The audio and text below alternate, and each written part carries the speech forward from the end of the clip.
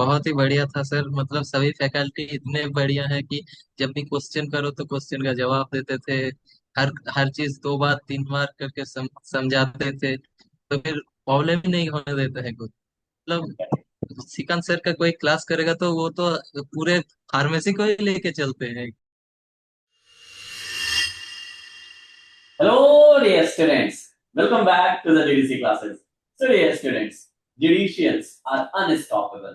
और कहते हैं ना, रिजल्ट की सुनामी, जीडीसी का भौकाल कायम था, कायम है, कायम रहेगा हर साल। और आज उसी सीरीज में हमारे साथ जुड़ रहे हैं जीपैट 2026 में 14th rank holder mister Dipanjan case. तो सबसे पहले दीपांजन, आपको बहुत बहुत बधाइयां आपके इस रिजल्ट के लिए और इस थैंक यू सर। भयंकर रिजल्ट के लिए कहूँ तो आपको और थैंक आपके यू। पूरे परिवार को। दीपांजन, थोड़ा सा एक डर और एक कहीं ना कहीं अंदर से थोड़ा सा एक वो क्यूरोसिटी की, यार क्या रैंक आएगी, क्या नहीं रैंक आएगी। मार्क्स तो पता चल गया था, बट रैंक कैसी आएगी ये नहीं पता था। तो कैसे, मतलब रिजल्ट देखते वक्त कैसा सिचुएशन था? रिजल्ट देखो, पहले से तो आप लोगों ने एक एक्सपेक्टेड कट ऑफ बताया ही था, तो फिर उसी हिसाब से तो लग रहा था कि अंडर 100 तो आ जाएंगे। पर ये नहीं पता था कि 13 रैंक आ जाएगा। ये तो अनएक्सपेक्टेड ही था। मतलब कि जैसे आप लोगों का एक्सपेक्टेड कट ऑफ का हिसाब था, उस हिसाब से तो अंडर 100 हो जा रहा था, लेकिन 50 के लिए बहुत धड़कनें तेज हो गई। नहीं, लेकिन अच्छा लगा कि हम इतनी मेहनत जो की है और उसकी एंडिंग हमारी 13th रैंक के साथ में हुई। तो डेफिनेटली एक कहीं ना कहीं थोड़ा सा खुशी का माहौल और वो सारी चीजें। लेकिन ये बताओ, रिजल्ट देखने के बाद जब पेरेंट्स को बताया तो कैसा लगा? बहुत बढ़िया था, सब लोग बहुत खुश थे कि ये और भी अच्छा करो। बहुत बढ़िया। मतलब मैं तो ड्रॉपर हूँ, तो फिर पहले से मतलब बहुत वो एक करते थे प्रेशर भी कि शुरू जॉब रहा करो होगा ये। कि यार हाँ। ब्रेक लिया हूँ, गैप लिया हूँ, रैंक के बिना काम नहीं चलेगा, रैंक लानी पड़ेगी।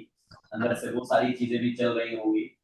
अ, चलो थोड़ा सा आपकी अब इस तो जर्नी ठीक को हो गया। समझते हैं कि आपका ग्रेजुएशन कहाँ से हुआ और लास्ट ईयर भी आपने एग्जाम दिया तो कैसा था एग्जाम और क्या उसके आपको सीख मिली, तब जाके ये ड्रॉप आपने लिया और इस समय की कैसी सिचुएशन रही तैयारी की? तो मैं तो पहले दुर्गापुर में बीसी रॉय में पढ़ता था। ओके। मैं बीकॉम बीसी रॉय से किया था। फिर मैं मेरा पहले से ही टारगेट था कि मैं हायर स्टडी के लिए जाऊंगा। पर मैं प्राइवेट में भी एडमिशन ले सकता था, पर मुझे लगा कि क्यों ना एक बार ट्राई किया ही जाए। Correct correct. देखा जाएगा कैसा होता है एग्जाम, कैसा नहीं होता है। पिछली बार भी मतलब थोड़े से के लिए चूक गए थे, तो फिर इस बार तो करना ही था, रैंक तो लाना ही था। ओके, बिल्कुल। लेकिन एक ये प्रेशर भी रहता है, जैसा कि मैं हमेशा देखा हूँ, प्रॉपर बच्चे जो होते हैं उनके मन में ये बहुत सारी चीजें चलती हैं कि हमने ड्रॉप लिया है और अगर इस बार अच्छा नहीं हुआ तो कहीं ना कहीं एक डर, घबराहट और वो सारी चीजें भी रहती हैं। और बच्चे कभी कभी इस चीज को ड्रॉप लेने से थोड़ा सा डरते भी हैं। लेकिन मैं हमेशा कहता हूँ कि ड्रॉपर वालों के पास समय बहुत है, तैयारी करने का मौका बहुत अच्छा होता है, लेकिन कहीं ना कहीं हमारे पास बहुत सारी चीजें ऐसी भी चलने लग जाती हैं जिनकी वजह से हमारी प्रिपरेशन कभी ना कभी हैम्पर्ड होती है। आपकी जर्नी में कैसी तैयारी रही और कैसे आप अपने टाइम को यूज करते थे? जीडीसी का आपको इस जर्नी में कब से साथ मिला, कैसी रही है जर्नी?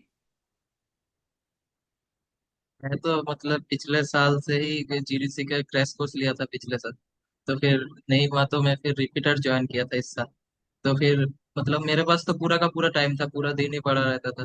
तो फिर मैं लगभग जितना भी टाइम मिलता था मैं लेक्चर करता था, क्वेश्चन पेपर सॉल्व करता था, पढ़ाई करता था। टेंशन तो एक होती ही है कि अभी मैं इस साल नहीं हुआ तो कैसा क्या होगा। जॉब मतलब मम्मी पापा भी फिर जॉब के हाँ। लिए भी बोलते थे, तो फिर उसका भी टेंशन था। फिर मतलब कैसे तैसे मैनेज कर लिया। क्या, चलिए। अच्छा, इस जर्नी में आप, बच्चे बार बार ये पूछते हैं कि सर जो टॉपर्स होते हैं क्या वो कुछ एक्स्ट्रा बुक पढ़ते हैं, क्या वो कुछ एक्स्ट्रा पढ़ने का एफर्ट करते हैं कि उनकी वो रैंक आती है?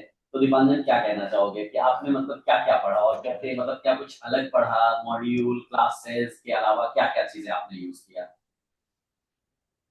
हाँ, मैं मॉड्यूल करता था, क्लास टेस्ट देता था, और जो भी मतलब मेरे पास उड़ान का भी टेस्ट सीरीज था तो मैं वहां से भी टेस्ट देता था। और एक्स्ट्रा बुक बहुत ज्यादा पढ़ने का मतलब बहुत ज्यादा नहीं पढ़ पाया, क्योंकि एग्जाम डेट हमारा जल्दी आ था गया। कि मई मई में होगा। वो हाँ। हो गया, मार्क्सेस भी बहुत ज्यादा होने लगी, तो फिर मॉड्यूल और उससे ही ज्यादातर मैंने पढ़ाई की।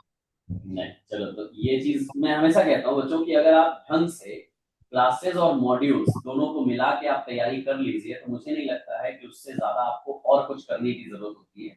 हाँ, क्लास और मॉड्यूल के अलावा अगर करना है तो ज्यादा से ज्यादा टेस्ट देने की कोशिश करो।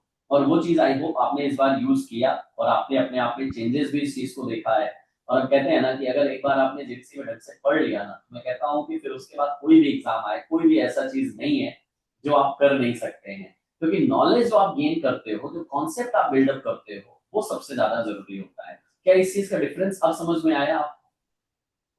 हाँ, मतलब मैं पहले तो पिछले साल जब मैं एग्जाम देने गया था तो उतना ज्यादा क्वेश्चन वगैरह प्रैक्टिस नहीं किया था। बस थ्योरी थ्योरी और सेमेस्टर का भी टेंशन था, इधर प्रोजेक्ट वगैरह भी था, तो फिर बहुत ज्यादा नहीं हो पाया था क्वेश्चन सॉल्व। मगर इस बार ज्यादा से ज्यादा क्वेश्चन ही सॉल्व किया मैंने। पढ़ाई तो किया, उसके साथ क्वेश्चन भी लगाते गया, मतलब जो पढ़ाई होता था उसका क्वेश्चन लगा देता था। तो ऐसे करते गया तो फिर पता चलते गया कि कहाँ से क्या क्वेश्चन आ सकता है, किस टाइप के क्वेश्चन आ सकता है, वर्ड्स क्या हो सकते बहुत अच्छा लगा, और आपकी ये मेहनत जब ऐसे रंग लाती है, रिजल्ट ऐसा आता है, तो हमको भी बहुत खुशी मिलती है। और इस चीज को देख के कि हमारे बच्चों की मेहनत जो है वो सही डायरेक्शन में है, और उस चीज का उनको रिजल्ट भी मिल रहा है।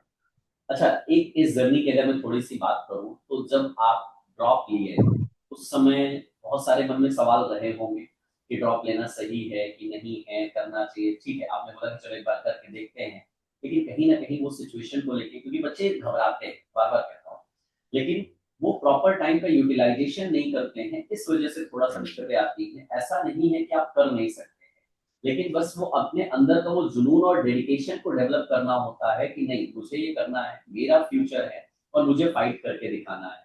तो उस समय की सिचुएशन सच बताइएगा, क्या किया? तो पहले जब मैं सोचा नहीं था कि मैं ड्रॉप लूंगा। मैं तो कॉलेज में सीट भी बुक कर चुका था, मतलब मैं एडमिशन भी ले लेता, मगर तब जाके कहीं ना कहीं लगा कि क्यों ना एक बार ट्राई किया जाए। मतलब मेरे अंदर ये था कि क्यों ना एक अच्छे इंस्टीट्यूट से ही पढ़ाई किया जाए। तो प्राइवेट तो हो जाएगा, प्राइवेट हाँ, तो रहेगा अगले साल भी मेरे लिए खुला। करेक्ट। पर थोड़ा मतलब यह टेंशन भी रहता है कि अगर ड्रॉप ले लूंगा फिर नहीं हुआ तो फिर क्या होगा।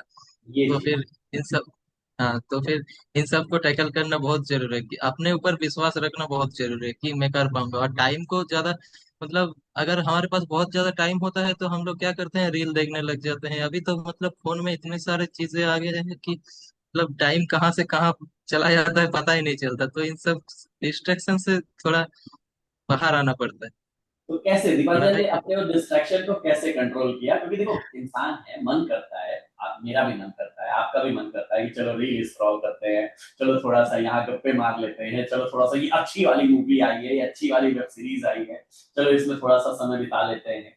लेकिन उस समय अपने आप को कंट्रोल करना और अपने फ्यूचर के बारे में सोचना बहुत रेयर हो पाता है। तो दीपांजन का क्या टेक्निक था इन सब चीजों से टैकल करने का? मतलब मैं तो पहले पहले मतलब इतना ज्यादा इंस्टा फेसबुक चलाता था कि मेरा टाइम ही नहीं हो पाता था। तो फिर मैं सोचा कि ना, एक हैबिट को एक साथ छोड़ने जाएंगे तो फिर ज्यादा हो जाता है, तो फिर नहीं छोड़ा जा सकता, तो एक एक करके छोड़ना था। तो फिर मैं पहले इंस्टा डीएक्टिवेट किया, फिर फेसबुक डीएक्टिवेट किया, फिर ऐसे करते गया। मतलब जब भी मुझे ट्रिगर आता था कि अभी देखना है, तो फिर मैं बोलता था कि और 10 मिनट बाद देख लेंगे, चलो एक टेस्ट दे देते हैं उसके बाद देख लेते हैं। ऐसे करते गया तो फिर मतलब मैं भी मूवी देखता हूँ, एनिमे देखता हूँ, मेरा भी टाइम जाता है, पर मैं उस चीज को ट्रीट की तरह लेता हूँ। मतलब जब करेक्ट। जब उसको देखना है तो वही देखना है, जब नहीं, पढ़ना है तो ये मैं पढ़ना ही। ऐसा कह रहा हूँ ना, देखिए, कहते हैं ना, अपने आप को बुद्धू बनाना, इसको चाहे बुद्धू बनाना बोल लीजिए, चाहे अपने आप को सही डायरेक्शन में रखना बोल लीजिए। कि अगर मन करता है कि यार ये वाली मूवी देखना है, ये वेब सीरीज देखना है, ये एनीमे देखना है, तो एक काम करो, पहले 2 घंटे पढ़ लेते हैं अच्छे से, 3 घंटे पढ़ लेते हैं, उसके बाद हम आधे घंटे 1 घंटे का टाइम निकाल लेंगे। मतलब जब अपने आप को एक प्लान वे में लेके चलते हो, तब डेफिनेटली उससे हमारी चीजें अच्छी होती हैं। अच्छा, अब आपके पास मॉड्यूल्स क्लासेस आप कर रहे थे, तो क्लासेस कैसे आप शेड्यूल करते थे, लाइव, रिकॉर्डेड, और मॉड्यूल कैसे आप पढ़ते थे, क्या आपकी प्लानिंग होती मैं मतलब लाइव क्लासेस ज्यादा नहीं करता था, मतलब जो मैराथन था और भोकाल था इन सब में लाइव किया था, पर जो क्लासेस होती थी इन सब में ज्यादा लाइव नहीं किया मैंने। लास्ट में आके लाइव करना ही था, क्योंकि अगर लास्ट में आके बैकलॉग हो जाएगा तो फिर नहीं कवर अप कर पाएंगे। तो फिर पहले मैं एक जिस दिन क्लास होता था उसके अगले दिन मैं सुबह के पहले वो क्लासेस देखता था, नोट्स बनाता था, क्योंकि पॉज करके हम नोट्स भी बना सकते हैं, 2x पे भी देख सकते हैं जहाँ आप समझ चुके हैं। ऐसे हाँ। करके मैं देखता था और पढ़ाई कर, और उसके बाद मॉड्यूल तो था ही। शाम को मॉड्यूल पढ़ लिया और दोपहर को जब नींद वगैरह आता था तो फिर टेस्ट वगैरह देखा था। ओके, मतलब एक प्लानिंग हम बना के रखे थे कि जब हम एक्टिव हैं तब हमें ज्यादा से ज्यादा पढ़ना है, और जब थोड़ा सा हम स्लीपी वाले बनने लग जाएं उस समय थोड़ा टेस्ट में दिमाग लगाते हैं, थोड़ा सा दिमाग खुला रहेगा और हमारा टाइम अच्छे से यूज हो जाएगा, है ना। ऐसे। करेक्ट है। चलो, बहुत अच्छा जर्नी रहा, और मुझे लगता है कि आपकी इस जर्नी से उन बच्चों को प्रेरणा मिलेगी, आपके बैचमेट या जूनियर्स जो ड्रॉप आउट लेने के लिए प्लान कर रहे हैं, उनको एक रास्ता मिलेगा और ड्रॉपर भी करके दिखा सकते हैं। ये चीज भी उनके मन में कहीं ना कहीं एक डेवलप होगा और वो उनके लिए भविष्य के लिए अच्छा होगा। अब जीपैट तो हो गया, अब बारी है नाइपर हाइपर। की। और नाइपर में इससे ऊपर की रैंक ही चाहिए, इससे नीचे की रैंक नहीं दिखनी चाहिए, है ना। कोशिश तो है। नहीं, बिल्कुल, देखो कोस कहते हैं ना, अगर कोशिश आप दिल से जुनून के साथ और शिद्दत से करते हो तो फिर उसका रिजल्ट भी मिलता है। ठीक है, सिर्फ नाम के लिए करने का नहीं है, काम के लिए करना है और करके दिखाना है। मैं सिर्फ इतनी उम्मीद करता हूँ, और डेफिनेटली, और मैं इस चीज को विश्वास के साथ कह सकता हूँ कि जो आपने जीडीसी के साथ ये 1 डेढ़ साल की जर्नी आपने जी है, मुझे लगता है उसमें आप कंसिस्टेंट और डिसिप्लिन वाली लाइन को जरूर सीख गए हाँ। होंगे, हाँ, है ना। एकदम से डिसिप्लिन ज्यादा जरूरी है, मतलब मोटिवेशन से एग्जैक्टली। भी ज्यादा देखिए, मोटिवेशन डिसिप्लिन। आज है, कल नहीं रहेगा, 2 दिन बाद नहीं रहेगा, लेकिन अगर आप डिसिप्लिन हो तो डेफिनेटली आप अच्छा करोगे, ये विदाउट एनी डाउट है, ये पक्का है। और वही मैं चाहता हूँ, मेरे बच्चे डिसिप्लिन बने। एक पढ़ना है, एक ही घंटे पढ़ो, लेकिन मन लगा के पढ़ो, पर डे पढ़ना है बिना एक्सक्यूज दिए हुए, है ना। और वही चीज शायद हम सीखते हैं। तो ओवरऑल इस जेडीसी के साथ की इस जर्नी के बारे में आप क्या कहना चाहेंगे, और बाकी फैकल्टी के बहुत साथ कैसा आपका इंटरेक्शन रहा और कैसा बहुत क्लासेस में। बहुत ही बढ़िया था सर, मतलब सभी फैकल्टी इतने बढ़िया है कि जब भी क्वेश्चन करो तो क्वेश्चन का जवाब देते थे। हर हर चीज 2 बार 3 बार करके समझाते थे, तो फिर प्रॉब्लम ही नहीं होने देते हैं कुछ। मतलब सिकंद सर का कोई क्लास करेगा तो वो तो पूरे फार्मेसी को ही लेके चलते हैं एक साथ। चलो, बहुत अच्छा लगा दीपांजन आपसे बात करके, और इस बातों को हम और आगे कंटिन्यू करते रहेंगे in the JDC felicitation programme.